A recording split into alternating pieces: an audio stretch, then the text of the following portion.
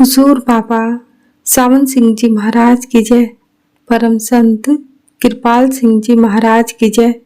प्रातःकालीन प्रवचन 8 नवंबर 1967, 8 नवंबर 1967। कौन सी विशिष्ट साधनाएं फलीभूत होती हैं?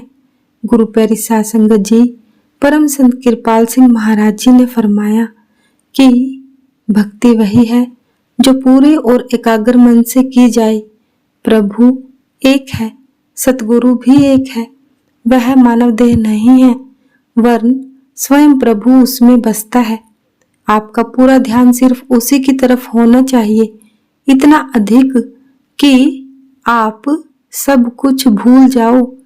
महाराज जी ने फरमाया कि मैं कुछ उदाहरण आपके समझने के लिए दे रहा हूं कि कौन सी विशेष भावना या भक्ति फल लाती है जो केवल एक पर केंद्रित हो, एक का ही भाव हो और किसी का नहीं। एक बार अर्जुन से उसके गुरु ने तीरंदाजी की कला दिखाने को कहा। वहां पानी का कुंड था। कुंड के ऊपर पेड़ पर चिड़िया बैठी थी। गुरु ने अर्जुन से कहा कि चिड़िया का प्रतिबिंब पानी में देखकर उसकी आंख में निशाना लगाओ। जब अर्जुन से पूछा गया तो उसने उत्तर दिया, मैं पेड़ और उस पर बैठी चिड़िया को देख रहा हूं। उसे पुनः आदेश हुआ ध्यान से चिड़िया की आंख देखने का। फिर पूछा गया, तुम्हें क्या दिखाई दे रहा है? मुझे सिर्फ चिड़िया दिखाई दे रही है, पेड़ नहीं। पूरे ध्यान से चिड़िया की आंख देखो। उसने जवाब दिया, मुझे चिड़िया का अग्रभाग दिखाई दे रहा है। पूरी एकाग्रता से केवल आंख देखो, मुझे चिड़िया का सिर दिखाई दे रहा है। अर्जुन ने उत्तर दिया, नहीं, फिर से देखो, बताओ क्या दिखाई दे रहा है? अब मुझे चिड़िया की सिर्फ आंख दिखाई दे रही है, उत्तर मिला। अब निशाना लगाओ। जब हमारी सारी तवज्जो एक जगह टिक जाती है तभी हमारी भक्ति फलीभूत होती है। यदि आप सतगुरु या प्रभु के अलावा किसी और का ध्यान करते हो तो यह भक्ति नहीं है। हम उन लोगों की इज्जत करते हैं जिन्होंने इस रास्ते से हमारी मदद की, लेकिन प्रभु या सदैव प्रभु सबके लिए एक है। यदि आपका सारा ध्यान उस पर होगा तो कुदरती तौर पर आपकी भक्ति, आपका अभ्यास फलीभूत होगा। प्रभु एक है और वह चाहता है हर एक अकेला ही उसके पास आए। यहाँ तक कि उस शरीर के बारे में भी नहीं सोचना चाहिए जिसमें वह प्रकट है। उस तरह की भक्ति भावना ही फलीभूत होती है। कुछ लोग गुरु को या प्रभु को खुली आंखों से देखते हैं जबकि दूसरे नहीं। वे आश्चर्य करते हैं कि औरों ने उसे देखने का अनुभव कैसे पाया।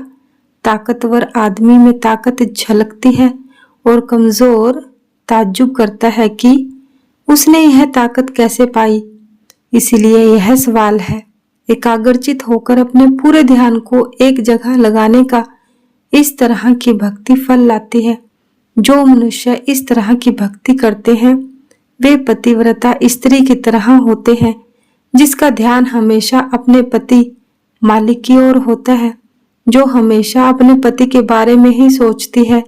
दूसरे जो भक्ति नहीं करते वे ऐसी स्त्रियों की तरह होते हैं जिनका दिल किसी दूसरे आदमी के साथ लगा होता है, जबकि बाहरी तौर पर वे अपने आदमी की भक्ति का दिखावा करते हैं।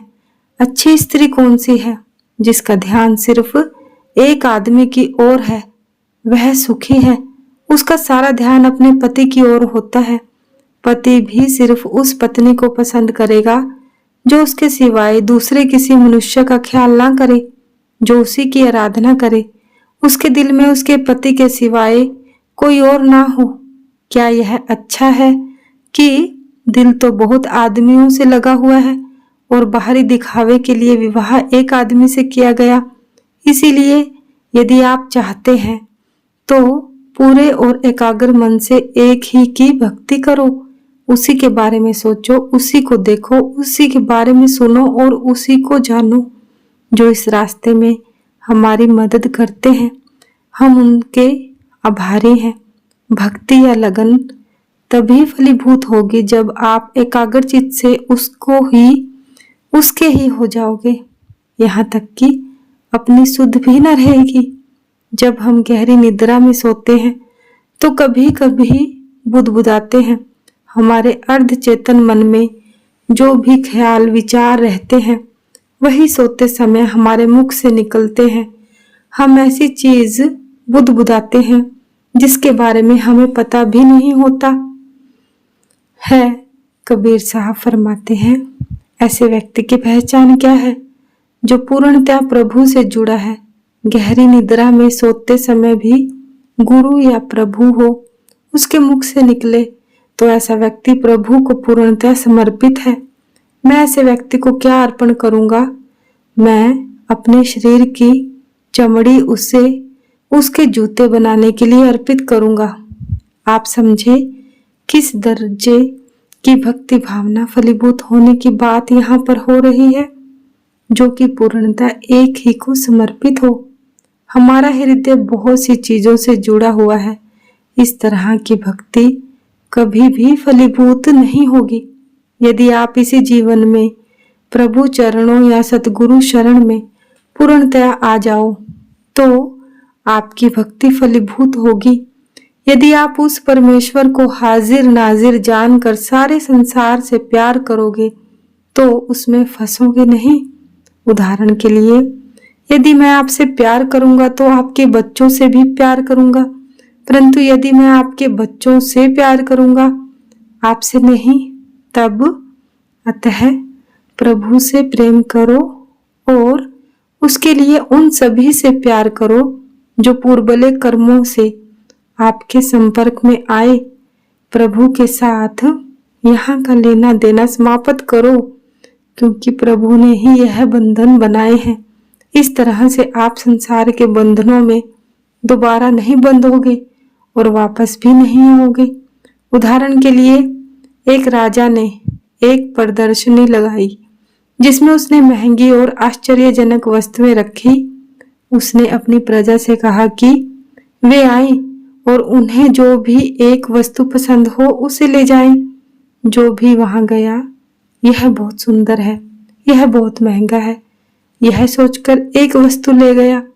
एक बुद्धिमान युवा लड़की थी, साधारण सी दिखने वाली, सभी चीजों की तरफ तारीफ हो रही थी।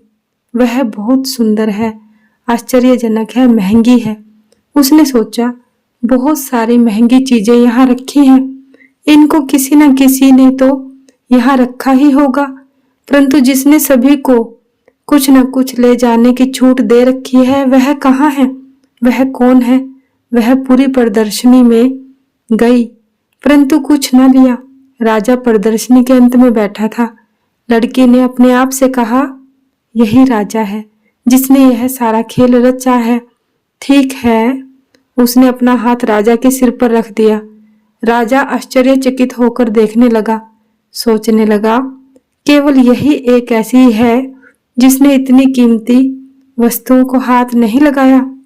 राजा बहाना बनाकर बोला, जाओ, तमाशा समाप्त होने वाला है, जो कुछ पसंद हो चुन कर ले लो। लड़की अपना हाथ राजा के सिर पर रखकर बोली, अब बताओ कि आप किसके हो? राजा ने उत्तर दिया, मैं तुम्हारा हूं, क्योंकि तुमने मुझे चुना है। और किसने यह सारा खेल रचा है? मैंने, यह सब मेरा है। जैसे तुम मेरे हो, ये चीजें भी मेरी हैं। लड़की ने कहा, समझे बात को? यदि आप फल चाहते हो, अपनी भक्ति का पूर्ण फल चाहते हो, तो कुछ समय के लिए पूर्ण रूपेण उसी के हो जाओ। एक समय में एक काम करो। यदि ऐसा भक्ति भाव होगा, भले ही कुछ पल के लिए अवश्य ही लाभ, भले ही कुछ पल के लिए सही, अवश्य ही लाभ होगा। यदि आप घंटों बैठे रहो और आपका ध्यान इधर उधर भटकता रहे, बहुत सी चीजों में बंटा रहे, ऐसी भक्ति फलदायक नहीं होगी। अब देखो कि आप कहाँ खड़े हो। महाराज जी ने फरमाया, सतगुरु महाराज की जय। सतगुरु तेरा ही आसरा, धन धन सतगुरु, धन धन सतगुरु, सच्चे पातशाह तेरा शुक्र है। जय गुरु।